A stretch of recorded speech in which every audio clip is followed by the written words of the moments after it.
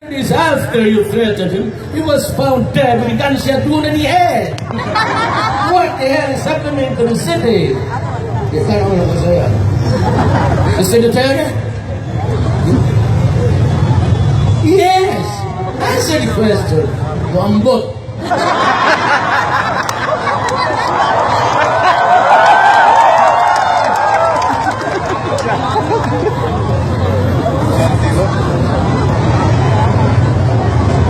Oras na. Oras na, ala.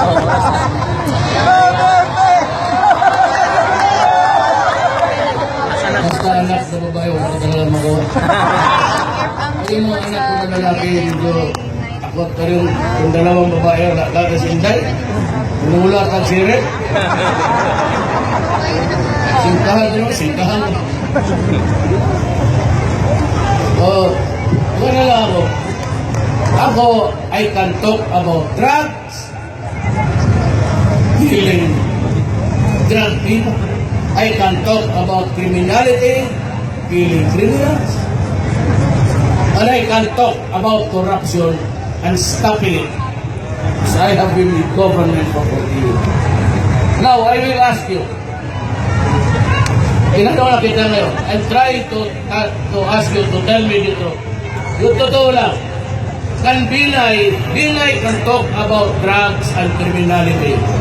But can Binay talk about corruption? Isa pa itong turpe na rugas.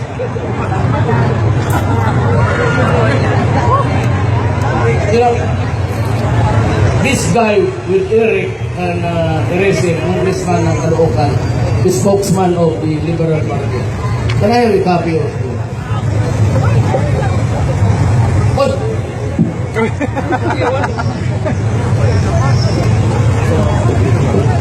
Akala ko assassin sa record ko.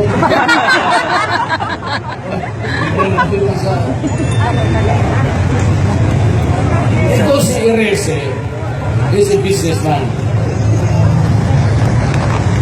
Alam mo, they applied to mine a certain area in Tubay, Agosan del Norte.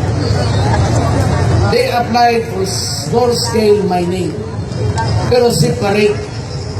One area was really incorporate grant, but they separated it into pieces to make it appear that they were mining small-scale lang. Kasi pag corporate mining na, marami na requirements. You have to wash the water, you have to catch the water, clean it, and yung chemicals must be, neutralized.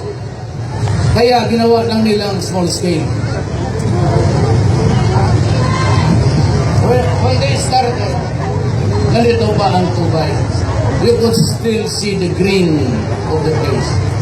Agosan to Tubay. Last month, nakuranan ko ng picture.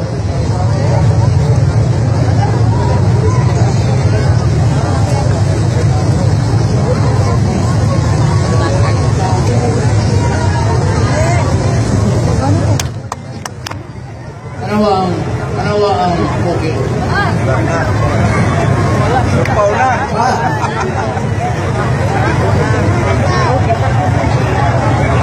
Real life, ang mga isla, ang mga farmers, wala na because there's chemicals that's being spilled out of this. Makakuha ka sa oil, you have to use chemicals.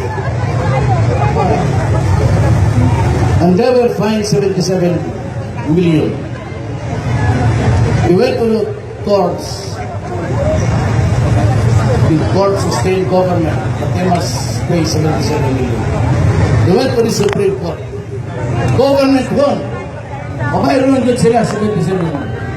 They paid advance 7 million. Wala na sila mabayad. Why? Because Rojas is there.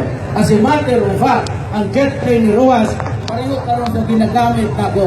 But mine is owned by Pastor Kibuloy. Amigo ko yan eh. He's based in Davao. He's my friend. And I can use him. This is the first time na kailangan ko lang. Kasi yung aking purot-purot, hindi na mag-andar. So I could not go to Manila. I'm supposed to go back to Davao yung tawag namin Mustang. Kasi Ako lang, kasi may parang hungaw. Sabi ko, talian mo na ng lahat tayo. Okay na. Ayaw mo.